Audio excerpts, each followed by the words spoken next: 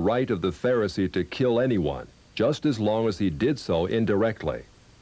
As one of dozens of examples, the Talmud tells us that if one bound his neighbor and he died of starvation, he is not liable to execution. In such an indirect manner, the Pharisees also killed Christ. Manipulating the Romans to actually wield the spear and sword, the Pharisees claimed, as their descendants do today, that since the Romans were the direct cause of the death of Christ, it is the Romans, not the Jews, who are guilty. Christ also called the Pharisees adulterers, an adulterous generation. The Talmud provides generous loopholes for adultery. It says the penalty for adultery does not include sex with a minor, the wife of a minor, or the wife of a heathen. The Talmud also encourages seduction of unwed adolescent girls called designated bondmaids. But it's important how such rapes are performed.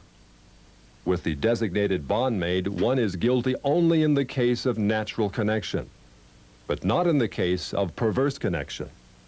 The Pharisees reasoned that rape in a perverted manner is outside the jurisdiction of the law.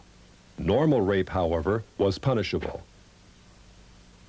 In Babylon, sexual perversion of every kind had been a way of life for millenniums. The Pharisees were deeply influenced by such practices.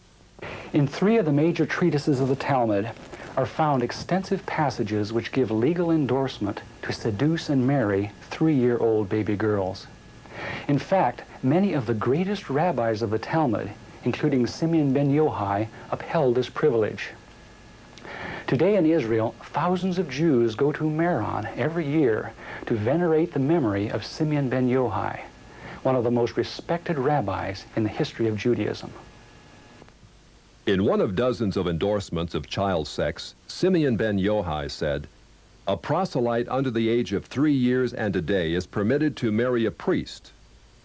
Agreeing with ben Yochai, the great rabbah said, "When a grown-up man has intercourse with a little girl, it is nothing, or when the girl is less than this, 3 years and a day, it is as if one put the finger into the eye."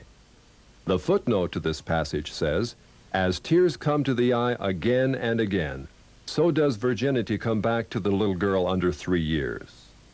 The same section confirms that sexual activity with small boys is in the same category. The intercourse of a small boy is not regarded as a sexual act.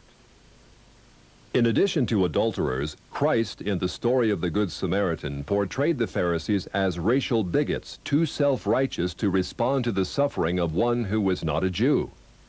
It is true, because of the wickedness of the Canaanites, which included sodomy and infant sacrifice, Israel had been commanded by God to be harsh in her treatment of